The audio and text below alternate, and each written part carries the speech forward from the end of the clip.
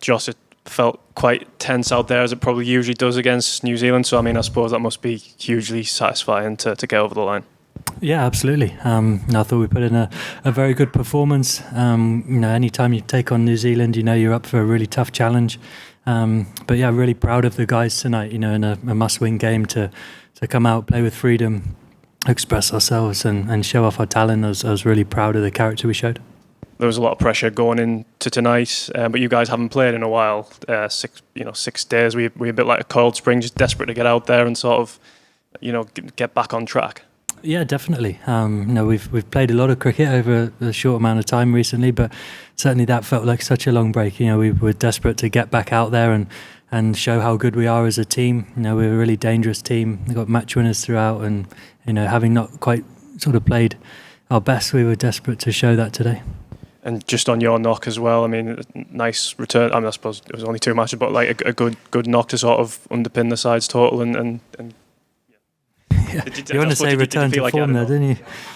It's tough to please you guys sometimes, but I got a bit lucky, and I felt really good in the middle. I've enjoyed it. I think a lot of the time, watching is harder. You just want to be in the middle, have some semblance of control, and felt in a really good place in the middle today. And just did you feel like you had enough at halfway? Yeah, I thought we did. I was sort of aiming sort of 165. I thought if we could get up to 170, thought would be a really good score. So the only thing I was worried about was if it got really wet and the wicket changed. But yeah, I thought Moeen Ali's first over showed that it was going to be tough for New Zealand to chase those runs. We've got George, Mel, and then Chris. Well played. Obviously, satisfying with the bat, but I just wondered, and the gloves actually, and I fear you're going to give me a terribly modest answer, but is that a particularly satisfying game as a captain? Because you had quite a lot of work to do, didn't you? There were a lot of bowling changes. It's 6 bowlers in the first 7 overs. I don't know, is that a particularly satisfying game as a captain? Yeah, it is, absolutely. To come through that game as captain and score some runs for the team and then to sort of a couple of times you make a decision and it sort of comes off straight away. That's always nice when that happens. And I just think, I've asked the guys to be sort of ready and bowl at different times and fulfill different roles in different games. And I think everyone's sort of really grown to that. So I feel like I have many options that I can throw the ball to, and I've just got to trust my instinct as to who I feel is best for that particular time. We take it for granted, but actually knowing how many overs they've each got left and the matchups and all that stuff, that's quite hard, no? Yeah, it can be. And I think, there's a really fine balance between sort of doing your preparation against players and sort of you can look at numbers till the cows come home, really, in this day and age. But I think the feel on the day is a really important part of that. And I think, for my own captaincy journey is still pretty young, and as that evolves over time, I think I'll get even more of a feel of exactly what I like. But I came off today having batted and thought, Moeen Ali should bowl the first over, and I didn't think that sort of leading into the game really. So having not seen the wicket as well, so it's important to see what's in front of you and trust your instincts and your experiences.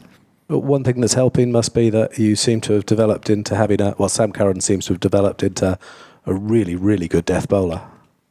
Well, he's just a really good cricketer. Yeah, I think he's a fantastic player. I love his mindset towards the game as well. He always wants to bowl the tough overs. He wants the ball in his hand. He wants to take wickets. And I think you just forget how young he is sometimes as well. You're going to just see him go from strength to strength.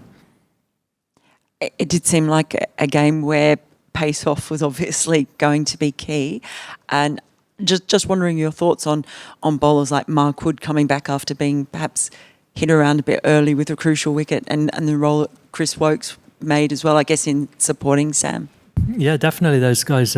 Mark Wood is someone I don't tend to worry too much about the runs. I know he's going to create chances. He very nearly got Glenn Phillips with his first ball as well, didn't he? And when you bowl that pace, the ball can fly off a little bit, and so don't worry too much about how many runs he goes for. And he always steams in and bowls as fast as he can, trying to get wickets. And the wicket of Neesham was crucial. And the next game is sort of a different circumstance now, where after Australia, Afghanistan, you'll know exactly what you'll have to do. How then is that a challenge for your captaincy as well, in knowing that you've got to win, but depending on what happens, you might have to do it a certain way?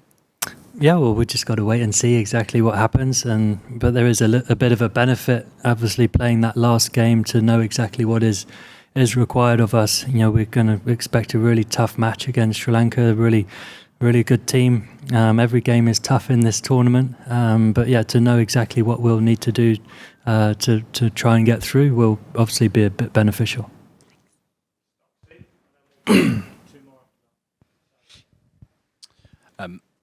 Hi, Jos. How satisfying and important, I guess, was it for you to lead from the front tonight with the bat? Yeah, really satisfying. It's always, as a captain, you want to try and lead by example and do your job for the team, as well as sort of doing the captaincy role as well. I think first and foremost, it's probably the most important thing is to make sure I focus a lot on my own game and spend time, thinking about my batting and my wicket keeping, and make sure I fulfill that role really well and do what's required for the team. George was talking about the kind of complexities at the death in a T20 game. I think a lot of people don't quite realise how much you have to kind of run through your head and stuff. Just wondered, does what happened in 2019, that final at Lords, that mean your kind of threshold for feeling nerves is kind of higher than maybe some other players?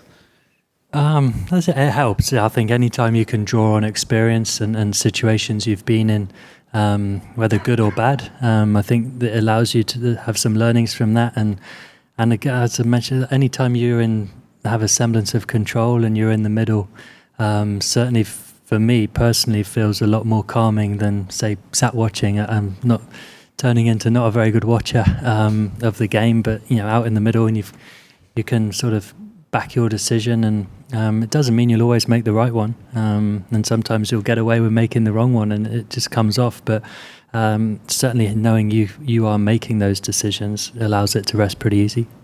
And how confident are you and the group as a whole, I guess, that you can kind of finish off the job and make sure you get into that last four against Sri Lanka on Saturday?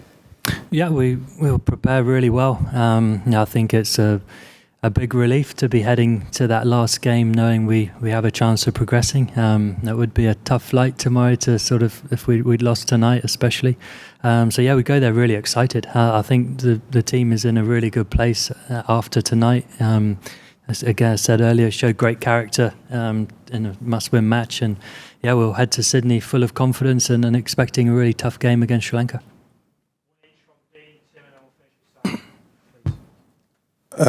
I'll have to choose the best one of my questions then. Is Liam Livingstone okay? I noticed he didn't field for the last sort of 3 or 4 overs. Yeah, he's fine. I think he's obviously got his ankle injury that he's come back from. He's probably playing cricket a little bit earlier than you may have done with that injury, so he's just got to manage it a little bit. I think it was feeling a bit sore, and he said if he wasn't needed to bowl, he felt like the smart decision was to get off.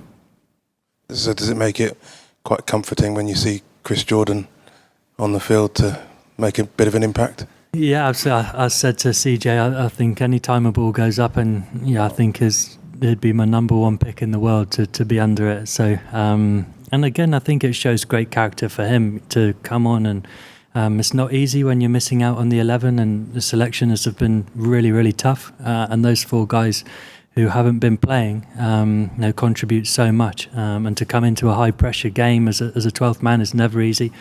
So to take 2 incredible catches, I think shows great character about him, even though he's obviously going to be disappointed not to be in the 11 at the minute. Hi, Jos. In terms of the batting order, we saw promotions for Mo and Liam today. What was the thinking there? What was that? What was the thinking there? I think for Moeen is obviously a fantastic striker against spin. We had 2 right-handers in at that point, and were sort of finding it pretty tough against Sodhi and Santner. So I thought Moeen was our best option to take those guys on. Liam Livingstone, he's got incredible power. You see him even taking on the long boundaries tonight, and just I think again it's a good marker of the group that everyone is comfortable with the flexibility we show with the batting order, and with the ball, that anyone on any given day may fulfil a different role. And in terms of your kind of opening partnership with Alex, it was maybe him that kind of went first, and you were almost a bit like you played in the IPL when you were starting a little slower and then kind of accelerating after. Was that sort of premeditated as a plan? No, not at all. But he certainly took the pressure off. I thought he played some fantastic shots. He's an intimidating guy to bowl at. He struck the ball incredibly cleanly, and I thought the way he got us off to that start settled a lot of maybe nerves, and certainly, when you're watching the team being none down after this first 6, being in a strong position, especially when you've won the toss and batted as well. So great knock from him. Hi, Jos. You mentioned a bit how you and Alex were struggling a little against the Kiwi spinners. Was there ever a point there when you were struggling to get the ball away and taking singles that you thought you were in danger of kind of letting the innings slip a little bit? Were you ever worried that the pace had fallen off? No. Okay, because obviously there's a lot of talk in the build-up to this and in every game about attacking intent, and there was just a short period where it felt like it went a little flat, but you were never concerned? No, never concerned, and it gave both of us position we were in chance to be really positive and attacking against those guys. Alex got out running down the wicket trying to hit him. I was trying to turn around and bat left-handed against Sodhi, and we didn't have any fear of getting out. Maybe we could have got a few more, but I think you saw spin was tricky tonight on that surface. And Matthew Mott came out at the drinks break. What did you discuss at that point? Maybe batting order. Yeah. Okay. And finally, you got out. I mean, having gone all the way through the innings and got near the end, to get out the way you did, was that? It must have been gutting. You must have been eyeing that last over and a half and what you could do with it.